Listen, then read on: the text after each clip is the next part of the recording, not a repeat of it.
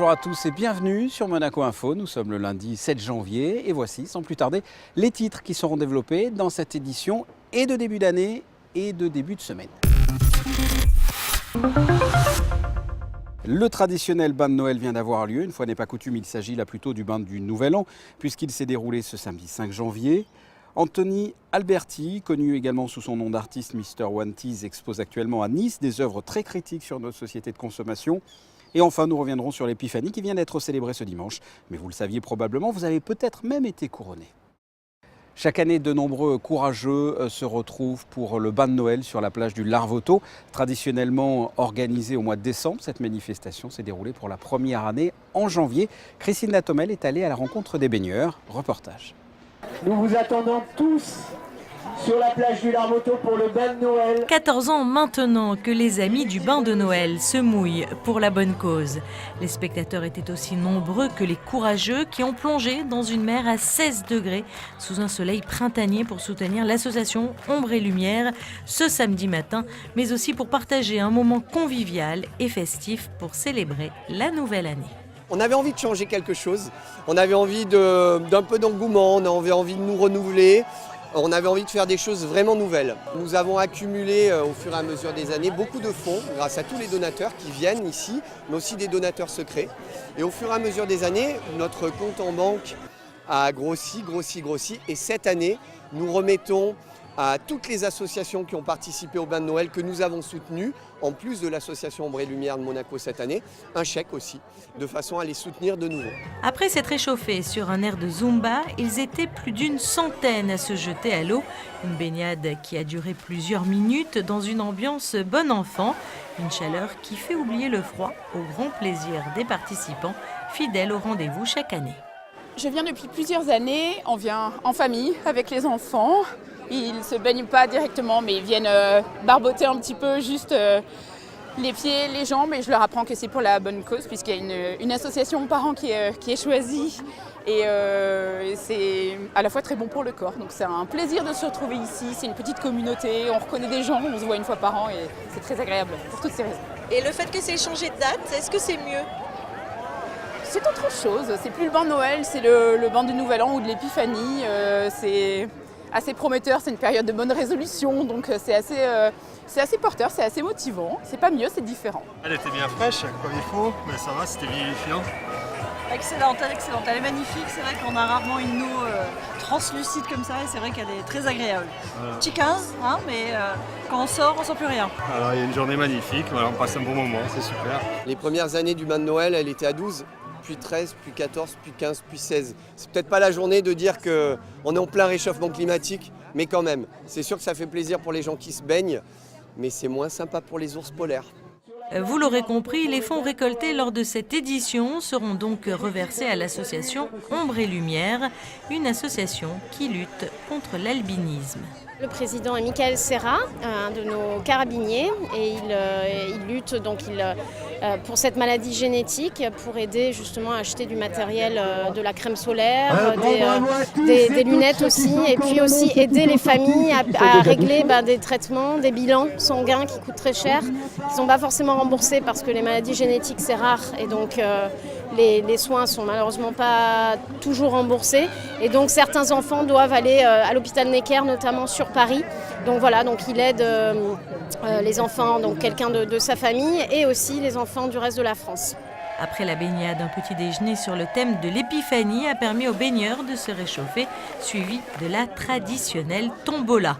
Rendez-vous donc l'an prochain pour la 15e édition qui promet d'ores et déjà de beaux instants.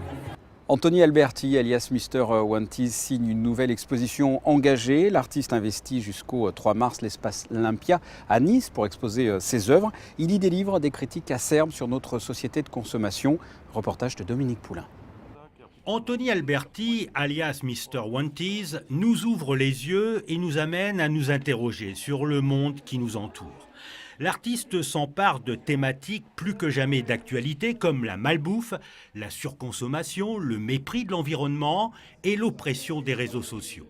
Ces enjeux du XXIe siècle se succèdent au travers d'une exposition baptisée Reality Show 2.0. Une centaine d'œuvres investit l'espace Olympia à Nice jusqu'au 3 mars. L'idée de cette exposition, donc dans l'ancien bagne, une ancienne prison, c'était d'illustrer en fait les réalités auxquelles nous sommes confrontés en tant qu'acteurs et victimes et tous ces enfermements entre guillemets que nous vivons au quotidien.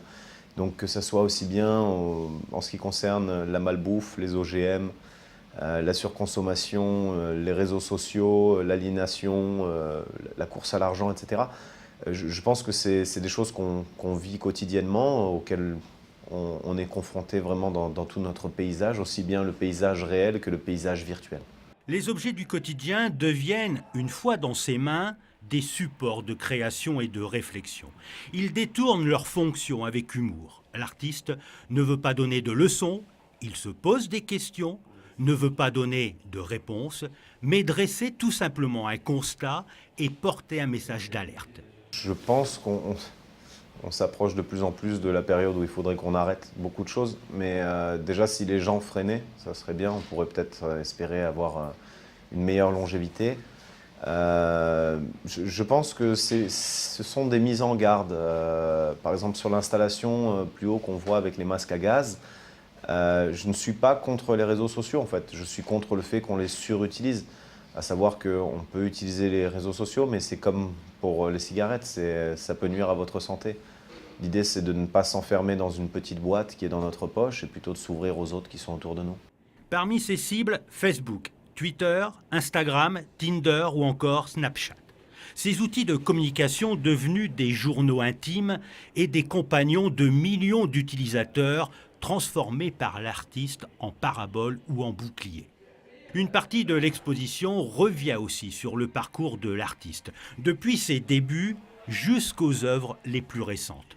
Artiste autodidacte aux multiples facettes, tagueur à ses débuts, puis peintre, photographe et sculpteur, Anthony Alberti revendique le statut d'artiste humaniste, qui aime défendre les causes des humains.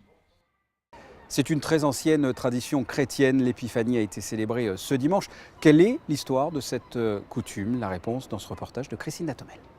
Célébrée chaque année le deuxième dimanche après Noël, la fête de l'Épiphanie célèbre l'arrivée des mages venus d'Orient qui ont voyagé de longs jours pour adorer l'enfant Jésus à Bethléem et dont la naissance leur a été indiquée par une étoile.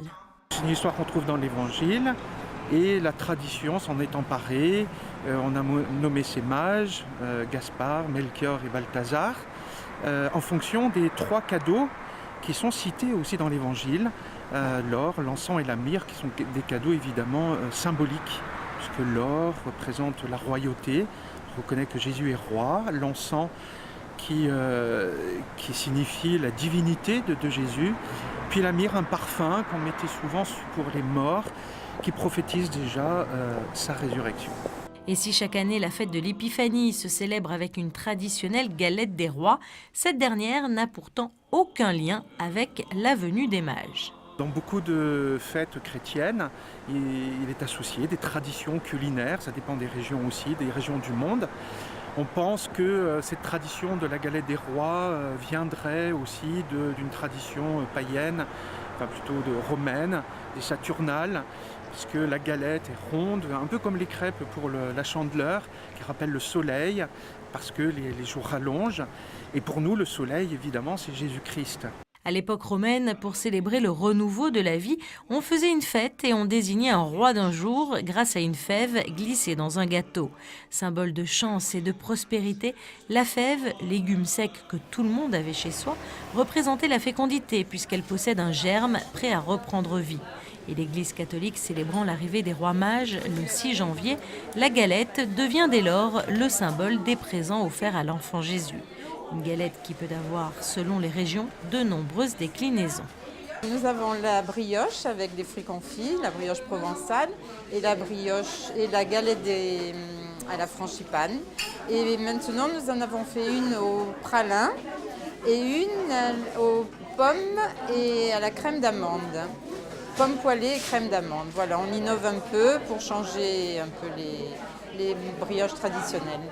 Du simple légume sec au louis d'or, la fève a pris aujourd'hui bien des formes.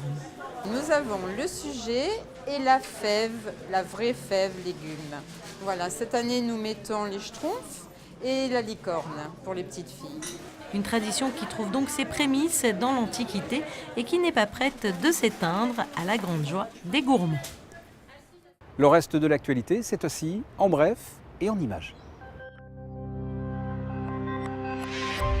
L'AS Monaco débute l'année 2019 par une qualification pour les 16e de finale de la Coupe de France. Les joueurs de Thierry Henry ne sont pas tombés dans le piège de cette compétition et se sont imposés 1-0 face à Canet-Roussillon FC, équipe de National 3. But de Moussa Sylla dès la 2e minute de jeu. Quel temps va-t-il faire cette semaine? Voici la météo.